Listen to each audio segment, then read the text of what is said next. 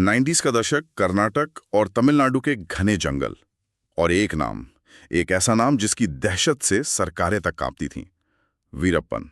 हमारे पास जो वीडियो है वो उसकी पूरी कहानी बताता है।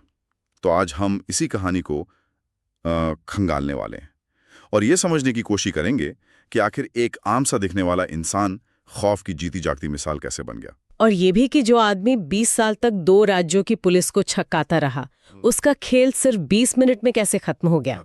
ये कहानी सिर्फ एक अपराधी की नहीं है, बल्कि इसमें रणनीति है, मनोविज्ञान है और सिस्टम की भी कई परतें हैं। चलिए तो फिर कहानी की शुरुआत वहीं से करते हैं जहां से इस वीडियो में भी की गई है, उसके बचपन से। 1952 गोपीनाथम गांव। क्या उसके शुरुआती जीवन में ही ऐसे कोई संकेत थे कि वो आगे चलकर इतना खतरनाक बनेगा? बिल्कुल थे।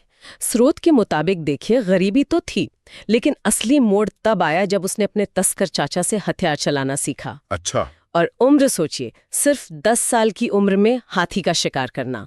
10 साल की उम्र में? हाँ। और 17 की उम्र तक आते आते एक फॉरेस्ट गार्ड की हत्या भी कर दी। ये सिर्फ पैसों के लिए नहीं था। यहीं से उसकी डर पैदा करने की भूख शुरू हुई। वो चाहता था कि जंगल में इंसान और जानवर दोनों उसके नाम से डरें। मतलब ये जो 2000 हाथियों का शिकार था या चंदन की तस्करी, ये सब एक साम्राज्य खड़ा करने के लिए था। बिल्कुल, खौफ का साम्राज्य। और वो इसके लिए किसी भी हद तक जा सकता था, जैसे फॉरेस्ट ऑफिसर पी श्रीनिवास। हाँ, वो घटना तो। उन्हें धोखे से बुलाकर मारना और फिर उनके सिर के साथ जो क्रूरता की, वो सिर्फ हत्या नहीं थी, वो एक संदेश था। वीडियो में उसकी अपनी बच्ची वाली घटना का भी जिक्र है। ये सोचना भी मुश्किल है कि कोई अपनी दूधमुही बच्ची का गला सिर्फ इसलिए घोंटवा दे क्योंकि उसके रोने से पुलिस उन्हें पकड़ सकती थी। ये दरिंदगी की इंतहा है। और इसी दरिंदगी ने उसे एक डाकू से, अब कह सकती हैं, एक आतंकवादी बना दिया। पलार पुल पर किया गया बारूदी सुरंग का धमाका, जिसमें 22 पुलिस वाले मारे रहे थे। हाँ, वो सरकार को एक सीधी चुनौती थी। और मुझे लगता है उसी के बाद सरकार को समझ आया कि ये किसी आम अपराधी का मामला नहीं है। तो क्या इसी घटना के बाद स्पेशल टास्क फोर्स यानी एसटीएफ बनानी पड़ी? जी हाँ, और ये कोई मामूली टीम नहीं थी। एसटीएफ का मतलब था 2 राज्यों की सबसे बेहतरीन पुलिस को मिलाकर बनाई गई एक यूनिट, जिसका सिर्फ और सिर्फ एक ही काम था, वीरप्पन। ये तो एक तरह से उसके खिलाफ छेड़ी गई एक जंग थी। बिल्कुल। एक 20 साल लंबी जंग।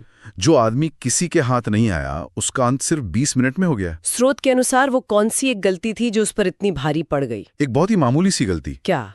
उसकी एक आंख खराब हो रही थी और वजह, मूंछों में लगाने वाला खिजाब गलती से आंख में चला गया था। बस इतनी सी बात? हाँ। और एसटीएफ के चीफ के विजय कुमार को जैसे ही खुफिया जानकारी मिली, उन्होंने पूरा जाल बिछा दिया। यहीं से शुरू हुआ ऑपरेशन कुकून।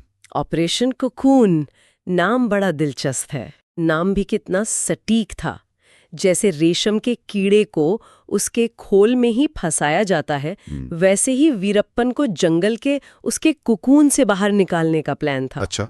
उसे जंगल में हराना नामुमकिन था, तो उसे बाहर लाना ही एकमात्र रास्ता था। और इसके लिए उन्होंने उसकी कमजोर आंख का ही इस्तेमाल किया। उसे इलाज का झांसा देकर एक एम्बुलेंस में बिठाया गया। बिल्कुल, वो एम्बुलेंस असल में एसटीएफ का एक जाल थी। और फिर आए वो आखिरी 20 मिनट।